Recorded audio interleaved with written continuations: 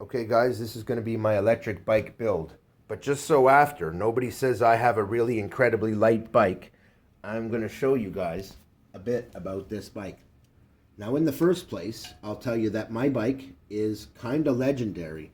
There are a lot of people around town who will tell you that I'm one of the better bike builders. I build a bike, everybody wants it. I built this bike from scratch. And you're going to see in a minute why it is that way. Now, go to the back. Got Shimano discs. The hydraulics are nothing special, but they function well. But it's got racing 4.5 millimeter front and rear for the discs. I've got a Ditch Witch rear hub on Maxxis tires. Okay? They're Maxxis, downhill, and there they are. Okay?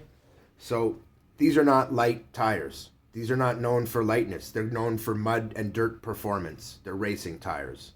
In addition to that, this is a Kona Lanai. It is not an incredibly light bike, but it is a good aluminum frame. It's their base model though. It's definitely nothing fancy, guys. I got a Kona seat, but unlike most, this one has a double post. A double post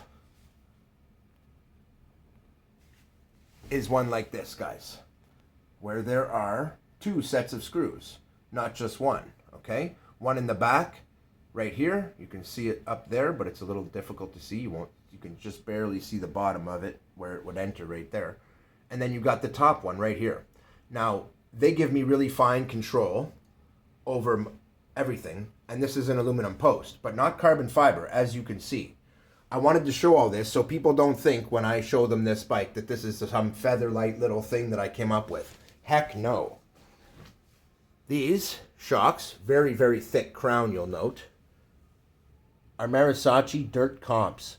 Now these are well-known shocks, and if you look them up, they're actually not aluminum, they're steel, and they're pretty heavy. They're one of the heavier shocks Marusachi has ever made, but it's because they are heavy duty. They are made to be racing shocks, guys.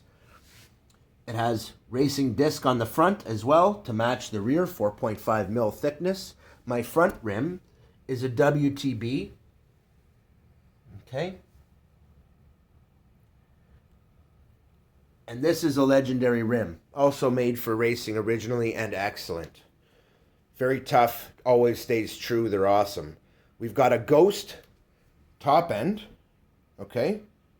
So, then we've got Shimano and Shimano Deore, which we're not talking bad quality here. Nothing's crap, guys.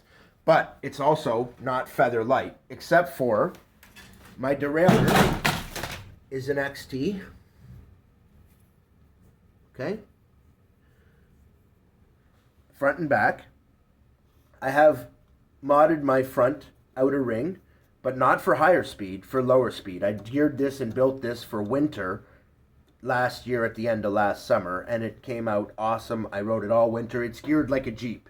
So here's my gearing, and I hope that I did wipe it quickly, but I hope that's, no, you can't really see all that, so let me fix that. Okay, hopefully that comes out good enough that I can see a little bit of it. I just want to, for people who are in the know, they'll know what that is. Anyway, nothing on this is especially light except for the top end. That is the bars and the gooseneck.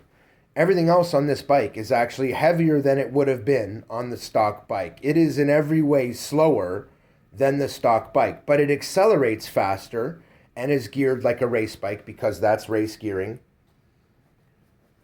And it's got the brakes to be able to back it up. It gets to speed very quickly. It comes down from speed very quickly. This is a great bike. It blows through snowbanks this tall like they're nothing. So I just wanted it to be clear that this is not a lightweight bike. Hell, I even have a real brass, honest to God bell. And it's not small. It's actually pretty big. I haven't gone out of my way to save weight here, guys. In fact, I've added a ton of weight to it, including full-length fenders. Anyway, there's the bike. The one last detail, Wellgo HD pedals. Also well known, kind of legendary, and not light. This is my bike, and that's it. Keith out.